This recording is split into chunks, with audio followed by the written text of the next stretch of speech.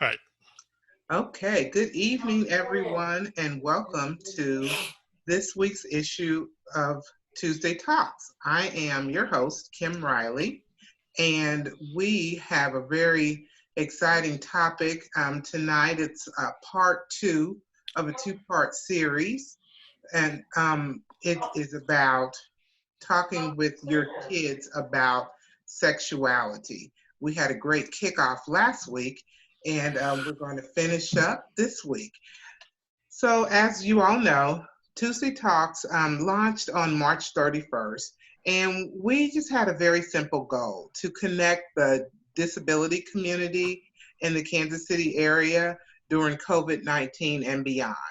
At the time, it seemed that all the information that was being directed at the disability community was all about federal and state regulation. And I'm going, wait a minute, we need, some tangible information. We need to be, first of all, treated like human beings and not like state and federal mandates. So let's come together and let's talk about topics that are relevant for us and that would really encourage us during this time. And so that's how we got started. We have a pretty simple agenda.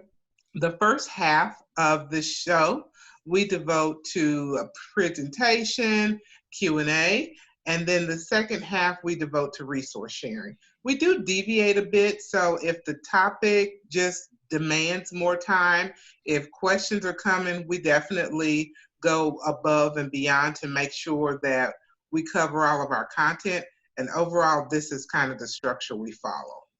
And so this week, we wrap up with our Kansas City disability sexpert, Dr. Darrel Lang. He loves when I give him that robust title. It's all drip under pressure, right? There you go. Yeah, yeah. So he was going to lead us in a pretty loose discussion. Last week we had a really structured presentation, and this week we're going to kind of hit some of the highlights from not only the presentation, but some of the common questions that Darrel gets. And then we're going to also open it up to attendees for questions. So if you have questions ready, now is your time. Darrel, I'm going to turn it over to you. Okay, good. I don't know about when we say loose as it relates to sexuality, but here we go. All right. uh, let's do this, Kim. Let me ask you, were any of you on the last week's presentation?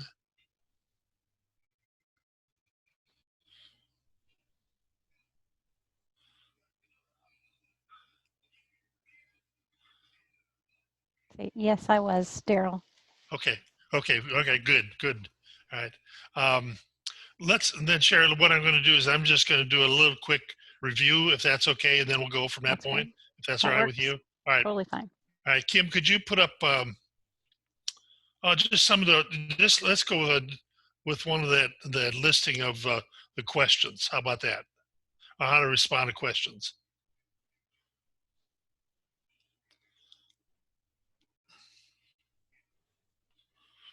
Okay. Um, one of the things that I try to emphasize when I'm talking about teaching about sexuality is, again, parents are the primary sex educators of their children, whether they do it right or whether they do it wrong, but they're the primary sex educators of their children. But you can't be the sole sex educator of your child unless you lock them in a closet, blindfold them, plug their ears, don't let them listen to anything, watch anything, and then you can be the sole sex educator of your child. So one of the things we have to always keep in mind is that anybody that works with a child is, in fact, impacting them as far as sexuality is concerned. And they can be very helpful or they can be not so helpful. But I think one of the points that when we talk about human sexuality, and this goes whether it be the general population or special education, doesn't make any difference. We got to deal with communication. And when you look at the term communication, it really means to make common. That's what we were trying to do. And so I think one of the points that we need to always look at as a parent is try to encourage students to talk with you about sexuality if they have questions. And talking doesn't necessarily have to be verbal. If you observe your child and we listen with our ears and with our eyes, and uh, there may be some teachable moments, there may be some situations that you're unfamiliar with, and that's okay. That's I think I said this last week was I was in I, I, I was in education for a career for 43 years. Now I've been retired for 6 years. And even though my my PhD is in health education, specialty in human sexuality, I don't know it. And if I ever get to the point of thinking know it all, it's time for me to quit. Uh, we can always constantly learn. And one of the things we want to do is think about how can I help my child to be a sexually healthy person. We want them to be physically healthy. We want them to be mentally healthy, emotionally healthy, socially, spiritually, and also sexually healthy. And that's called the total person concept. We want them to be all those aspects. And if you're unfamiliar with the topic, or if you're uncomfortable with it, that's okay too. I mean, most of us get our information from our peers when we grew up, and most of it was misinformation. Um, Secondly, it came from the media, um, and then finally came from the parents, but then also only about 5% of us got our information on sexuality from our faith communities, and other than the form of guilt and somewhat and shame. And that's something that we should not have be involved with it when we talk about it in the aspect of sexuality. Again, this is me saying this, and you can take it for what it's worth. But I think one of the points we need to do is you observe your child by if they ask or if they happen to act in a certain way or do certain things, they're trying to talk with you about something. You need to set some time or some experiences where it's what is a teachable moment? What can I do? Uh, uh, you know, I often say that you have it at a meal. Well, that sometimes that can cause some people to choke on their food, so you don't want to talk about it then. But you go through ways that you might find a person what causes them to be angry, anxious, uh, all those parts that happen. And I think and again, you have to always keep in mind, we always want to use correct terminology whenever you're dealing with the topic of sexuality as much as possible. But if you don't know the term, that's okay. If both people understand what you're talking about, that's okay as long as you're discussing it. So with that to start with, I'd just like to open it up and say, any of you have any particular questions or issues that you'd like to discuss for us to get started with, or for me or all of us to respond to? Hi. So, hi. Yeah. So my frustration, honestly, is that my son has very low verbal ability, Uh-huh. and we have no idea what his comprehension is. Yeah. I mean, we Georgia, can figure something. How old is he? He's 20. 20. Okay. Yeah. He doesn't really let on to us as to whether or not he understands anything about his sexual self. But he also, thank goodness, is not obsessed with it. Yay. Yeah. I'm very excited about that. I don't want to like jinx it. He's just sitting back behind me. So. Yeah. But, I feel like, I need to have this conversation with him. I have no idea where to start. Yeah, there it is for you. Let me ask you this, Georgia. Sure. Have you ever observed him touching himself or masturbating? we've seen evidence that he has, Okay. but we haven't. Sure. Yeah. Yeah. Okay. Yeah. All right. How have you responded to the evidence as far as you see the, some people might say, well, my son will know that happens, and he changed his clothes. Maybe he doesn't change clothes, but Mm-hmm. or it's in the bed, and he doesn't think anybody notices or may not notice it. Yeah. Have you ever confronted that or anything, dealt with that? Well, usually he's already changed clothes and put it in the laundry basket. Uh-huh. But he's not necessarily hiding it or No. obsessing about it or anything. And we don't either. We don't really, if we find it and it's not in the laundry basket, we just say, Caleb, put your dirty clothes in the laundry basket, and we leave it at that. Yeah. We don't even tie it back together necessarily. And if it's, we don't make a thing about it. Yeah. At all. Do you never notice, is there anything that triggers that? Mm-mm. Okay. I often say, tongue in cheek here, what causes the male to become aroused? And I often say, well, just breathing causes most males to become aroused, So, Might be the case here. yeah. But, that's one thing to be aware, to see if there's any connection. If for sometimes it could be the type of underwear that a person wears. For instance, boxers versus tighty whities or something like that. Yeah, if they wear something that's too tight, that could be cause stimulation.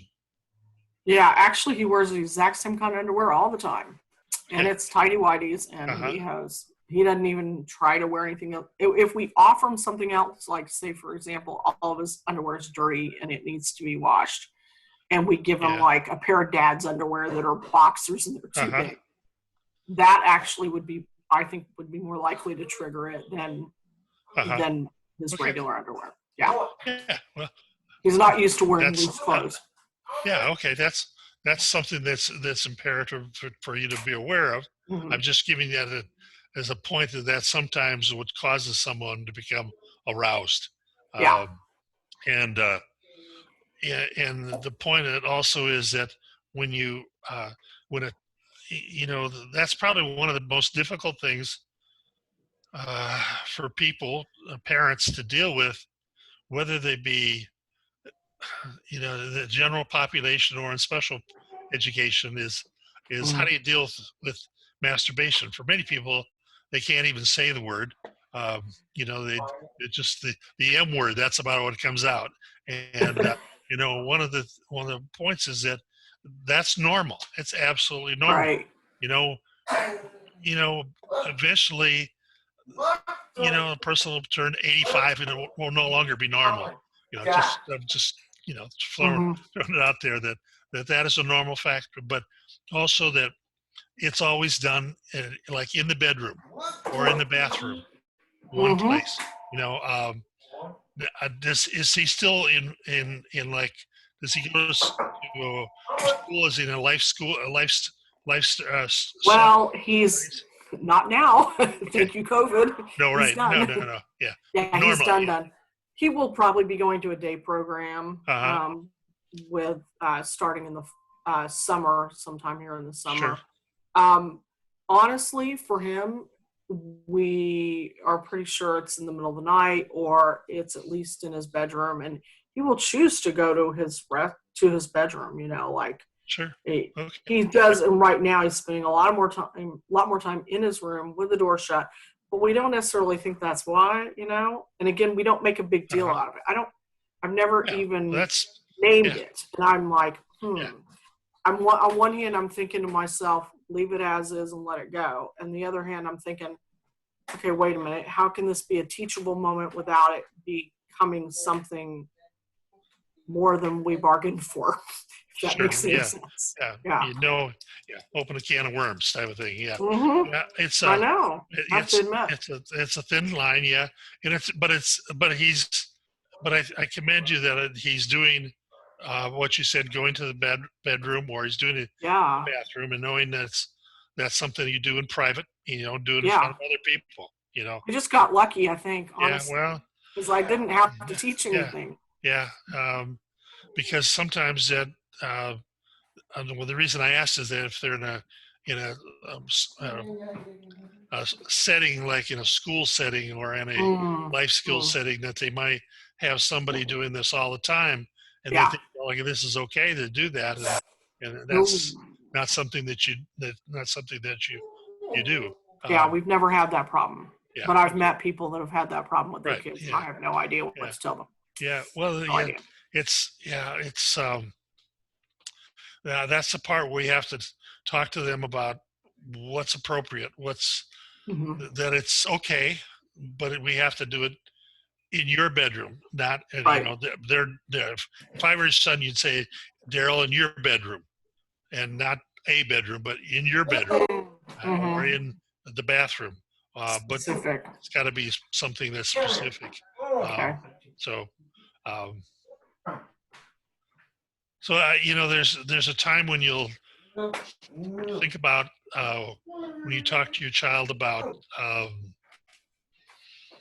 does he know? I mean, does he? He picks up for his clothes. You said that he knows to take care of his clothes, um, Mm, to take care of uh, you know cleaning the table, or is putting his plate away, or doing mm. a basic habits of during the day. Uh, he knows how to do those things. And how have you progressed with getting him to do those things? Well, for one, there's a lot more opportunities to practice putting the dishes in the Sure, dishwasher. sure, yeah, yeah, So we look for teachable moments and we sure, act on them, and yeah, we just, yeah, which in this case we come across the evidence so infrequently that the opportunity to teach is just so scarce. And with autism, we know it's about repetition right, in order to right, learn. And right, when there's not opportunities present, I think it just makes it so hard to yeah, get the point across without opening the can of worms. And I know that sounds bad. I want my son to have a sexual life, but I don't want him to be obsessed. no, no, no, And I think that's dangerous is what it is. And it puts him in a vulnerable position if would be his lifestyle. sure, And yeah. Yep. yeah. I think I gave Kim a listing of resources, and I think you shared that, or will share that with him. And there's a book that came out maybe 2 or 3 years ago called Autism and Sexuality. I would Okay. highly recommend you get that book. And I don't know the exact title, but it's in the listing that I sent to Kim. Okay. That would be an excellent book to read through. Anybody in your family to read through, to Okay. have an understanding. Because I don't know where he is on the spectrum, and you would have a better understanding, and that would be a good resource for people. Um, I often suggest that you look at those resources, and um, under IDEA, schools have plenty of money in special ed. They never have enough, but they do have more than probably the general population. A lot of ways Mm-hmm. for resources that they can Mm-hmm. buy a lot of those books, or those resources I shared, and put into like a family library that parents could check out, Mm-hmm. or if they could get a a group like the Kiwanis Club or the Lions Club, or any Mm-hmm. of the fraternal organizations, to sponsor purchasing that and creating that library for parents to find those resources that'll help them through that process. There are DVDs that talk about puberty. There's how actually written by a school nurse who actually had a son who was cognitively disabled, so she put this program together to deal with puberty. Their resources are massive there. Not as much as it should be, but it's better than probably the last 10 years, I would tell you that. So I would suggest that you look at that as a component. And that's kind of where I would often say, because I don't know your son, I don't know okay. him, and I just trying to help you out as much as I can in that Yeah. capacity. So, Okay. all right. I'll find whatever's there. I'll find it. All right. Good. Yeah. Anybody else? Darrel, Yes. I know that when we were promoting it, we talked about having the talk with your child about sexuality. Sure. But of course, we know it. This should be a series of talks. It should just be something that unfolds for parents who are just kind of nervous about saying the wrong thing, about where to begin. Can you kind of maybe give us a little advice? Sure. Yeah. Get a person, a family member that you think would be fairly comfortable with you talking, and say to them, I'm going to talk about sexuality, and then just start talking about sexuality, and it's okay to laugh. It's okay. That's a good way to be uncomfortable, and exchange back and forth with each other. And it is nothing it's not a topic that's going to be really comfortable for a lot of people. I mean, my mother lived to be 98 years old, and I remember the last year of her life, and she was a very vital person. She just happened to, when you're 98 and get pneumonia, you don't have too much of a chance. And but I remember we were talking one day about this, and I was visiting her in Iowa, and because that's where she lived, and we were talking about some of the things that I do. And she, first of all, the only instruction I had on sexuality is I asked my mother a question about sex, and she said, "Go ask your dad." My dad told me a dirty joke, and that was about it. She was very uncomfortable with the topic, and she goes, and she said, "Well, yeah, we didn't talk about that on the farm in Wisconsin. Baby was found on the fence post, and that's how it was. Just don't want to deal with it.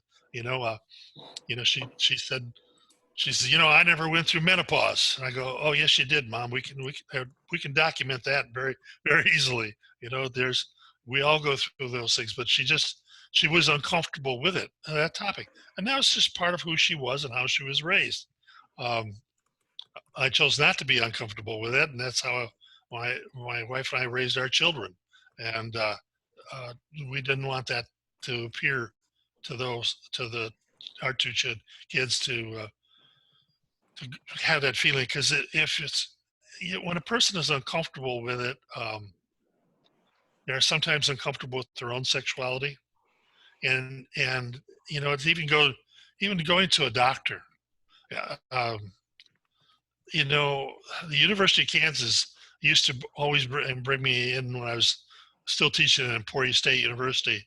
They'd have me come in and talk to the medical students before they went on to community settings of how to talk to their patients about sexuality. Now, they knew every part of every aspect of the body as it relates to sexuality. They didn't know how to talk to anybody about sex. And so we would talk about the importance of asking them, so how's your period? How's your, are you having any problems with your penis, with your testicles? Do you have any problems with your secretions from your vagina? All those questions are just something to open up the conversation with people. Now, I'm not saying you can do that with your friends and neighbors you bring off the street to talk to, but you need to find a person that you can talk to, practice it, and then think about, okay, how can I talk to my child who may not really understand everything, how much do I go into detail? You are the person that knows them better than anybody else. Um, I couldn't tell you how far to go based upon not knowing your child and not having interaction with them. But you do. You have a good understanding. And so we have to get comfortable. What I'm trying to say is we have to get comfortable with our own sexuality first and being able to discuss it and talk about it. And it's going to take some time. That's it. It's just going to take some time. It's going to be, it's kind of like it's hard to rebake a cake that's already been done for years, and but it can always be done. Is that kind of what you want to me, Kim? Yes, absolutely. A lot of us who are just so type A, and we are so used to focusing on doing things right.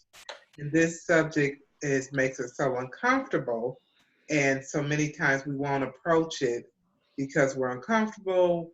We don't know how to do it right. And so being able to practice talking with a trusted person before talking with our child, that seems like a really good starting point. Yeah. We all rode a bicycle at one time. And the first time we tried to ride a bike without the training wheels, it was difficult.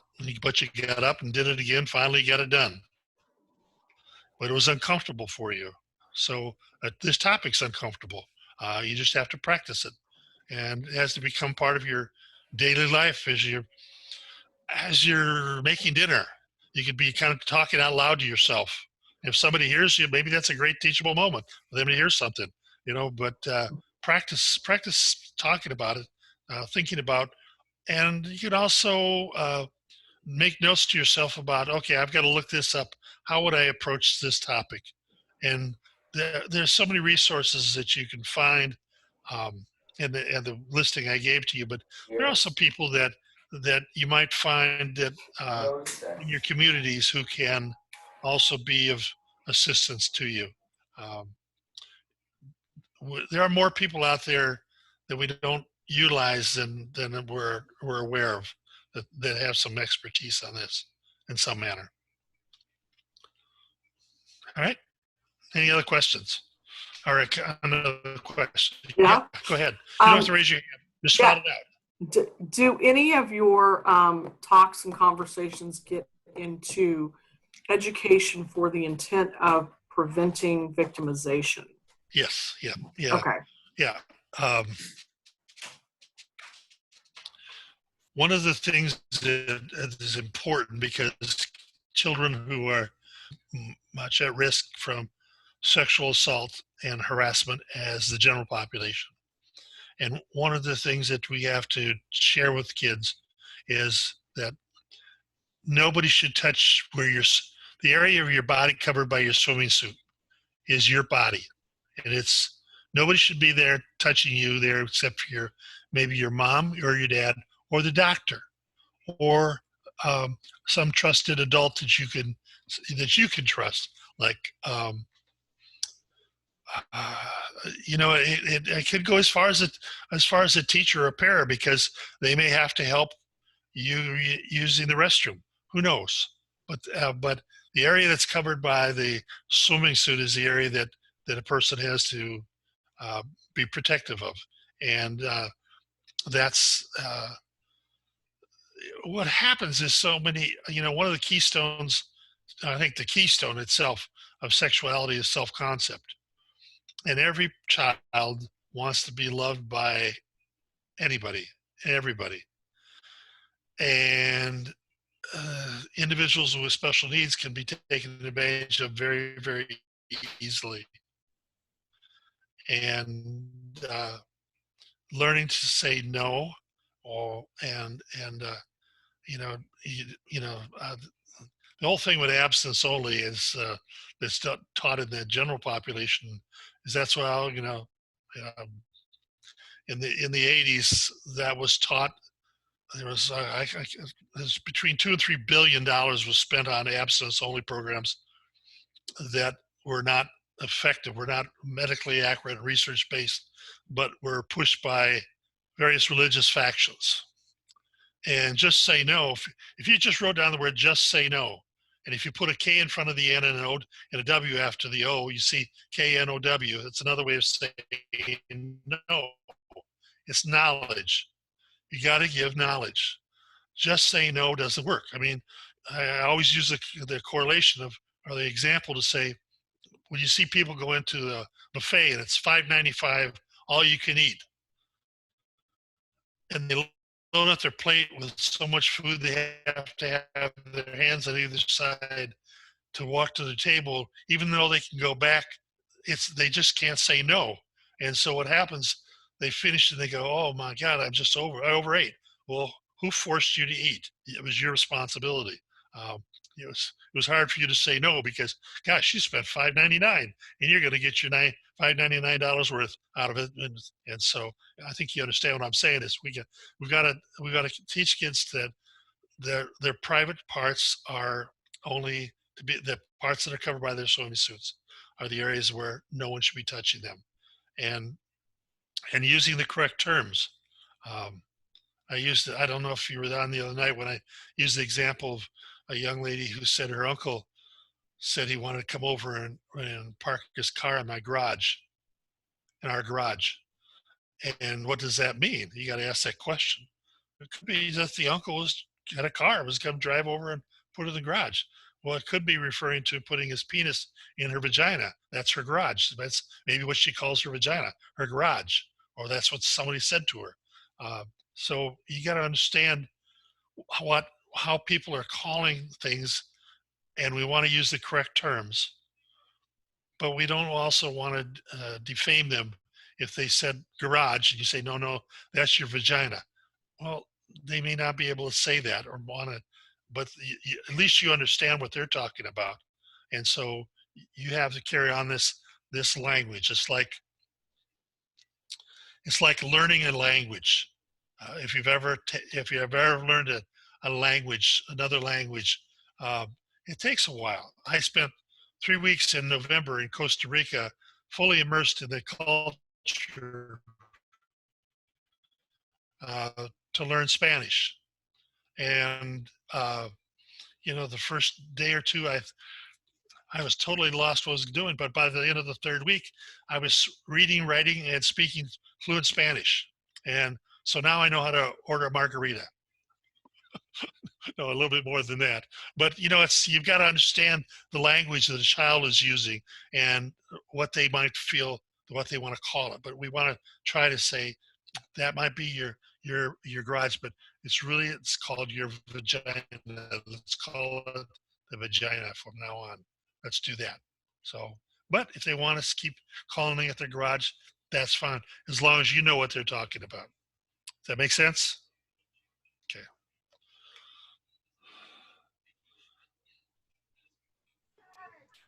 Well, my son, he's inquiring about having a girlfriend. He's like, I don't have a girlfriend. And it's more of like you said, for us, that body language. It's like when he said he's kind of disappointed, sad, and like he's being left out, Sure. And he does watch be in his room. Now, I have not, me and his father have not seen anything for us out of the ordinary of him doing anything yet, but him inquiring about it, Sure. is kind of like a little sign. How old is he, Ruth? Excuse me. He's 18. 18, okay. He's 18, yes. And is he nonverbal or verbal? He's verbal, but I mean, his words come off, like you said, Sure. Be around him to know what he's actually saying. And yeah. And I do correct him. I do give him the right word that he's trying to say. And then but he have had an incident where, someone tried to come on to him, like at a party they went to. One of the married back to school, school night out with air he would throw for the kids. And a little girl Sure. kind of like approached him in a dance kind of way, and he didn't like it. And he corrected her. And so and I know he knows, what's appropriate and what is not appropriate. Sure. So I'm just, for him, wanting to have a girlfriend. How do I approach that with him? And I do talk to him about, well, you have to be more sociable. You have to go out more gatherings and outings, and stuff like that. But he's really not a sociable like person. If he do, he'll see how you doing, and he's there. Then he'll wander off by himself, and then he might come back and say something to you. Then he'll go off by himself. So, does he have an opportunities to go like to like family reunion, family groupings? Yes, we do activities. Yeah, we're very family orientated. Okay, yeah. A lot of family functioning, but he won't, like if we was to go bowling main event and he sees someone, he'd say, "She's nice, Mom, she's nice," and that'll be it, And then he'll say, "I don't have a girlfriend." And I'm like, I don't know where to go with that, to say to him. Well, when he says she's nice, maybe you could say, "How is she nice to you? What's your?" No, let's say your son's name is Darrel. Well, she's my name. And you say, "Darrel, how is she nice to you?" So you have some idea what he's talking about as far as nice is concerned. But he'll say she's pretty. He'll say that, But I mean, it's just him having a girlfriend, and I'm like, well, I don't know what he mean by having a girlfriend. Like it's like how me and his dad is together. I don't know, because we're together all the time. So I don't know if he means a relationship like that. Yeah, well, he sees the two of you together. He sees whatever your interactions with each other. He may see you and your husband hugging and kissing, or just chasing each other around the kitchen table, whatever it might be. We're not going to go there, but that's he sees that and he looks at it and said, well, I see on, maybe I see a movie, maybe a situation, a teachable moment might be when he's watching a movie and there's a girlfriend or a relationship with a boy or a girl. He do watch a lot of movies. Yeah, well, that gives you an opportunity to talk about what makes a good girlfriend or a good boyfriend. What are so that gives you an opportunity to talk about that. There's a movie that I always suggest. This movie is called The Other Sister, and it's about a young lady who's cognitively disabled, but at a high functioning level, and the mother is totally is in denial, where the father is supportive of her. And anyway, she in turn gets a boyfriend who's also cognitively disabled, if both of them functioning at higher levels. But it's how this relationship comes about, what brings them together, and how they sit around and talk to each other, or eventually touch each other, hug each other, things like that. That's a point where we start to, we go, what am I going to, my son, when he was 15, he's 47, and I remember him saying when he was about 15, he says, similar type of thing. When do you think I'm going to get a girlfriend? And I said, so what would make a good girlfriend? And I said, how do you see your mom and dad reacting? And he goes, he would say something like, oh God, I don't want to do that. That's goofy. You guys are goofy. That was what he'd say. But, it didn't take him long before he realized that, he had to respect somebody. They had to respect him. He had to treat people as he'd want them to be treated. And then he had ended up with plenty of probably too many girlfriends. Oh Lord. Run out of money. But that's a part of, it's wanting to be loved by someone, to be cared about by somebody. That's important. That's part of who we are. As I always say, self-concept is the keystone of human sexuality, and you feel good about yourself. but it's an opportunity to talk about having a relationship with somebody. Of you can't go up and hug someone just because you want to hug them. Right. There's a great activity. It's called the circles, and it's basically looks like a large target. And most schools, special ed schools, teachers will use this, and it's put on the floor, and it's kind of like, who do you hug? Who's in that close circle? That would be like mom or dad or brother or sister. And then you get farther out in the circle. If you think of it as a target, farther out in the circle, there might be the mailman or the lady at the grocery store. You just can't go hug anybody. You have to ask permission. And it's a hard thing for any person to feel that. The largest sex organ in our bodies are skin, and there's so many of us. I'm just saying us, all people who suffer from skin hunger, and they want to be touched, they want to be held, they want to be in a close relationship with somebody. So, use teachable moments by watching a movie, or just say, what do you think of Charisse on this movie? How is she acting with Darrel? How are they working together? What is it that Darrel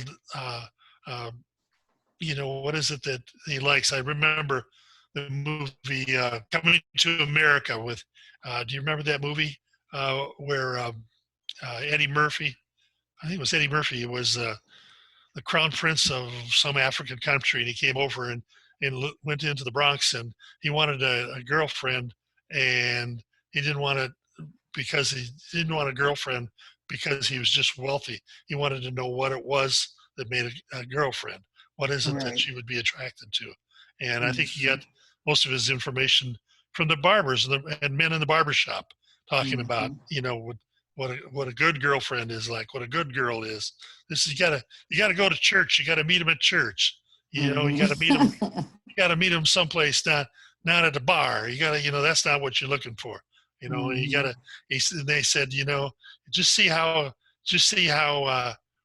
how a boy treats or a girl treats her mom and dad, or a boy treats his mom and dad. It's the characters that people have. So using movies is a good stepping point, I guess. Yeah. Long story short. Yeah. Okay. Thank you. I appreciate it. You got a lot of information out of that. Yeah. Cherie, how about you? What do you have to quest? Sherry, or is it Cherie? Sorry, it's Cherie. Cherie, okay. So we have a daughter who is almost 20. It'll be 20 a month from now. And she has Down syndrome, very verbal.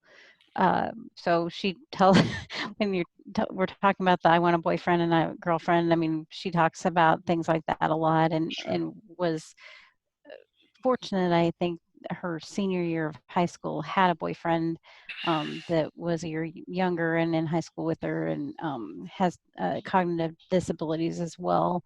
And that was a good experience just to have, it was the first time she'd ever really had that in her life. Sure. Now she has since gone on to the Propel program at UMKC, and just finished her first year there. And so that was a whole different experience, of course, living in a dorm with a whole bunch of people. Her roommate also has disabilities, and had a boyfriend that would come and stay in their dorm room with us or with them. And that was a whole new experience and topic in our life of, is that okay with you? Is, kind of make sure, I mean, a lot of the discussion came of like, make sure that, you change clothes in your bathroom, and that, what you're wearing to bed is, appropriate to have somebody else in the room, and those kinds of things. So some of the things, I guess, my concerns are one, I guess, related to, like, the roommate talked to her quite a bit about birth control because I think the roommate is on it, which is probably a good idea. So that's a aspect of life that we hadn't really needed to deal with before, but probably need to deal with. The other piece I think is her safety, because she's, when you talk about skin, being, Yeah, sure. she's a hugger, Uh-huh. and would be happy to hug everyone. I mean, she has gotten a lot better now, and is much more respectful of other people's boundaries and such. But she's a hugger.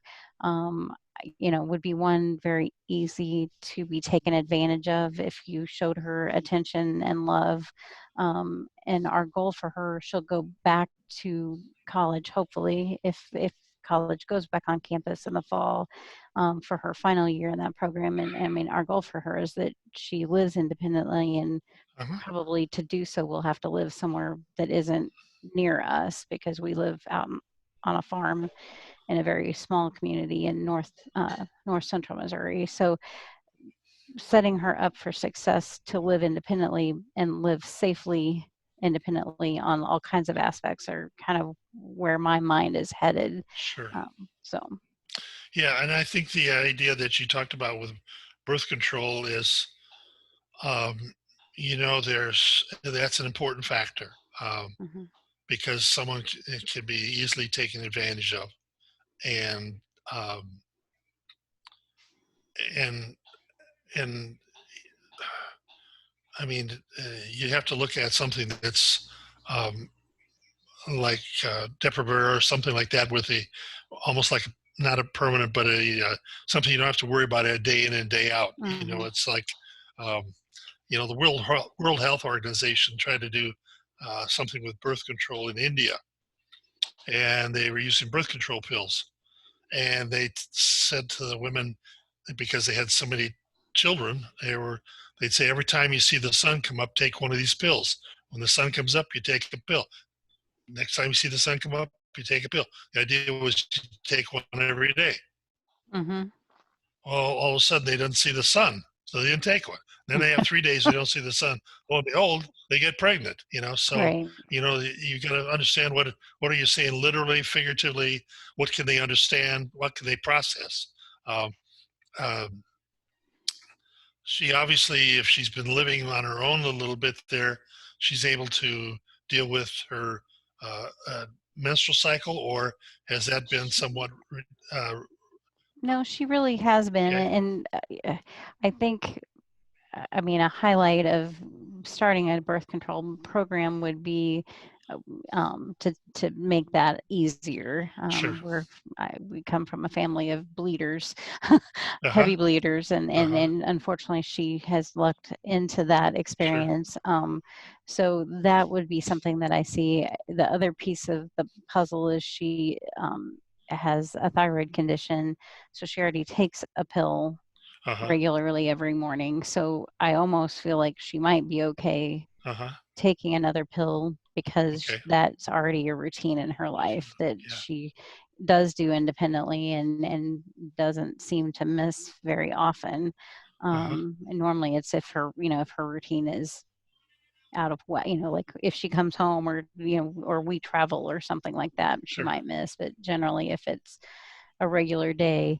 But yeah, I'm that's a piece that we really probably need to go and talk to our physician and try to decide what's the best Yeah. plan. Yeah. That's what I would suggest, to talk to your physician who knows about her her body, and also about her uh, medical history, Hmm. and can describe or prescribe to you and to her what is best for her. Right. Um, that would be that if she were my daughter, that's the first thing I'd do. I would do Okay. that. Um, then then I think we need to, you know, look again at doing as much as we can to um, working with the child about the trust of people. Most individuals who are, as you describe your daughter, have to be fairly trustful of people. They Yes. want to trust people, Yes. and can be easily taken advantage of. And we need to work with them to understand how to avoid those situations if it's possible. Mm-hmm. But you can't stress it enough that we need to work with kids to avoid being put in those uncomfortable situations, and how to get out of it. Right. How to also, and part of that is an importance of how do you communicate to mom or dad if something's happened. Right. How to get help, where to get help. Right. Just as you would say, if if you had a fire, what would you do in case of a fire? Who would you call? What would you do? You know, does she know how to dial 911 if there was a fire or if there's an emergency?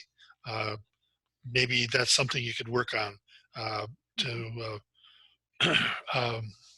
to learn to confront a situation and work through that without the point where they feel like they don't want to hurt somebody else because they want to be loved by them. I mean, Right. that's common. Anybody likes that in their life.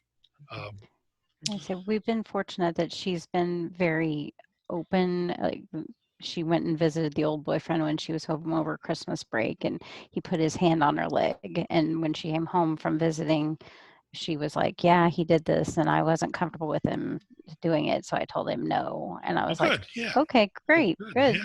So Yeah. she's, and she's been open about things, and I appreciate that. And so we were trying to encourage that and she was very open with us about the roommate hid from her family that the boy was staying. Right. Of course, that was in the roommate's best interest. Sure.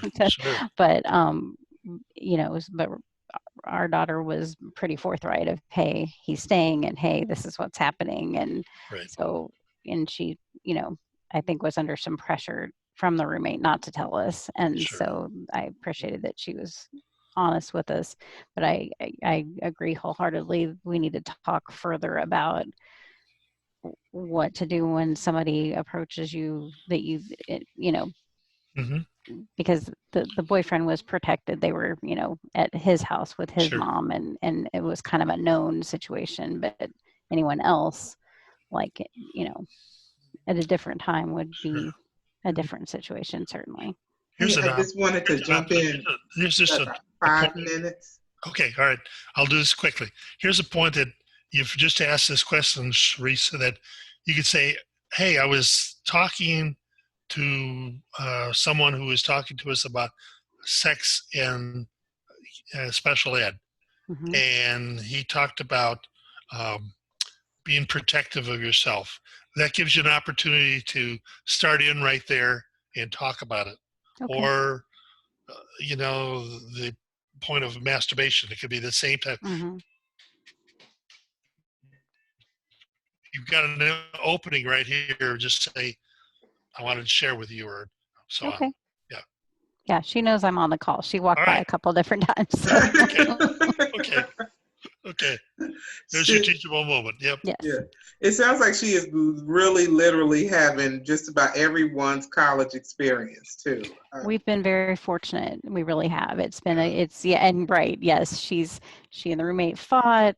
But they're also best friends, and the boy in the room, I mean, yeah. Yep. To the point where, a lot more than I thought maybe she would. So it's really happening. And oh, wow. That's right.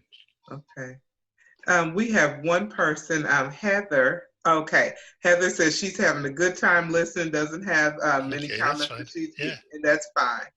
Okay. Darrel, we want to thank you so much for your time and for your information. It just kind of takes some pressure off of us as parents to think, okay, I'm going to sit down, I'm going to have this big talk, versus, and you're telling us, you know what, just weave it in naturally. Maybe watch a movie and, start some discussion there. And then practice with someone beforehand. So making it a natural part of our parenting journey, and not some big, to do that we need to intimidate ourselves and confuse our children in the process. So. Or when the restaurants open up, you can go out with your friend and go have lunch and start talking about it and see how many people either get away from you or sit close to listen. That's true. So many of my friends with kids who don't have disabilities were like, "Oh my gosh, I might need to sit on that call myself." Yeah, like, well, geez. I want you to know, Kim, that I would, as I said before, anybody who wants to just personally talk to me, we can set that up as we've done before with some other people. Okay. This is only part 1 and part 2, and I could go for 979 more nights of doing the same thing to never cover it all. But it would be an honor to help people. That's always been my goal, is to make it better for other people, so they don't have to. So I can help them and pass it on. So it comes from the Hebrew. That's my mitzvah. Pass it on without expecting any remuneration. So Okay. that's Well, my thank mitzvah. you. Yep. Okay, we'll make sure that we include your email address for parents who want to follow up, Sure. or even teachers, social workers, what have you, who just want to Glad follow to. up. Yeah. And I really would say, take a look at those resources and see if you can help get some companies or organizations and to get those resources, and could develop a traveling library for parents so they could Yeah. read some of those books. Because the book on autism and sexuality has only been out 2 or 3 years, and it's an exceptional book. It answers a lot of questions. Oh, great. Okay. Well, with that, it's a perfect segue, because I'm going to move right into our resource list, and that is one of our resources included this week.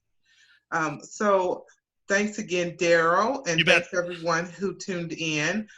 We have on this week's resource list a list of 7 books that Darrel recommends, that are in very easy to read, explainable terms, that we can check out and that will guide us in our parenting journey. Also, if you are interested in continuing this topic, how timely is it that our good friends at Missouri Family to Family, they are exploring this similar topic with their Good Life Group series this Thursday the 30th at 7. Their topic is addressing hygiene needs for teens.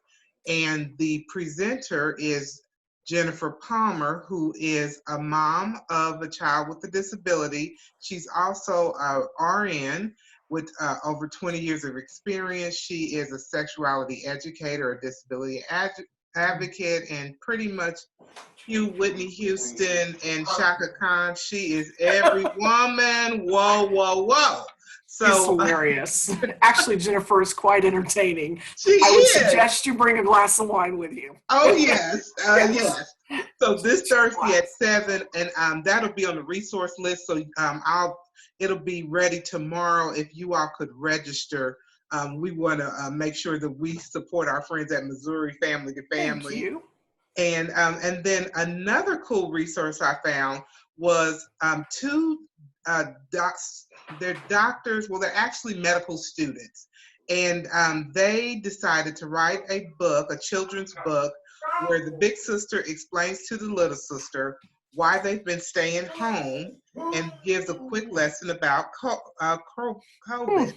And it's a free download, and so that is also included, so we can continue to talk with our children.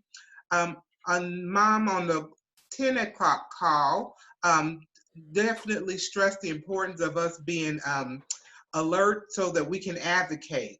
The state of Missouri is looking at cutting $1 billion, and that's billion with a B, from the budget this year. And you can best believe that's going to hit our children, whether it is at school, whether it's their services that receive. So we need to really be vigilant. I will be sending out alerts to keep us posted, to even give us talking points so that we can reach out to our legislators about the impact that this will have, how it will devastate our families. And she also wanted us to check out Autism Society of America's statewide advocacy toolkit. And it's detailing a lot of COVID-19 policies. So that's in this week's resource list. And then Impact, they have some webinars and trainings coming up for the month of May, but also I think one more in April. So that will be included in this week's resource list. Any other resources anyone wants to share? Oh, actually, I have one. I almost forgot.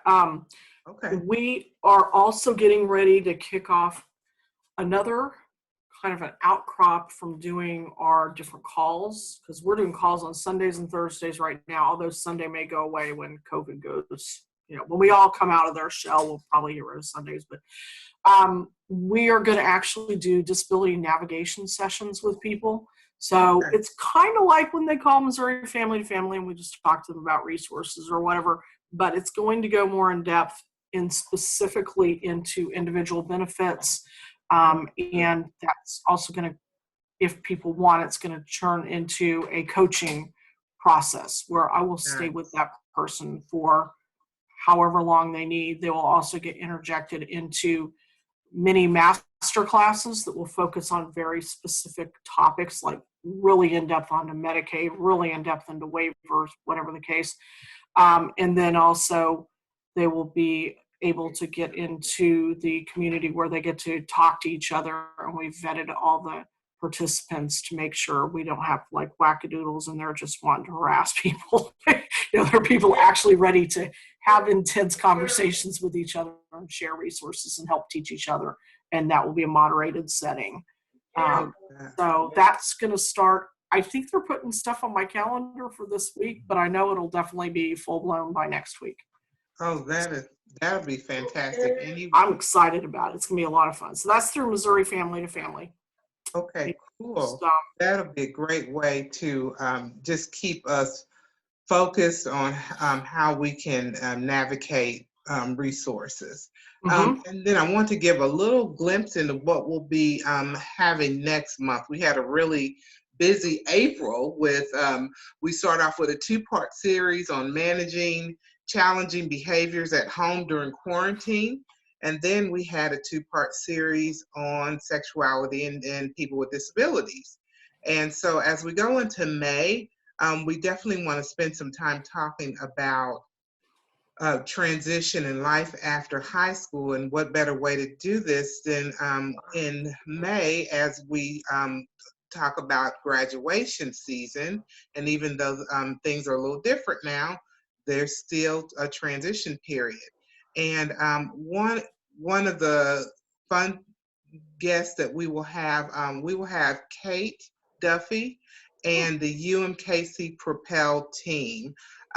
They are going to talk with us about the wonderful work that they've done, about not only introducing students to the college experience, but also working to make sure that they are successful after college and that they are able to transition and be employed. So we are really excited about being able to highlight the great work that the Propel program is doing, and to just to hear what they're up to, hear from current students, alum, families as well.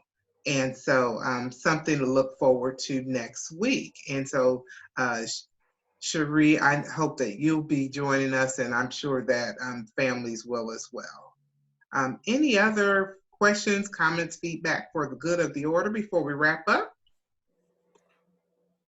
Okay. Well, thank you all so much. I will definitely make sure that I have Darrel's email address. So anyone who's looking to reach out and to him, you'll be able to do so. Thank you so much, and you all have a wonderful evening. Thank you, Kim. Okay. Thanks. Yeah.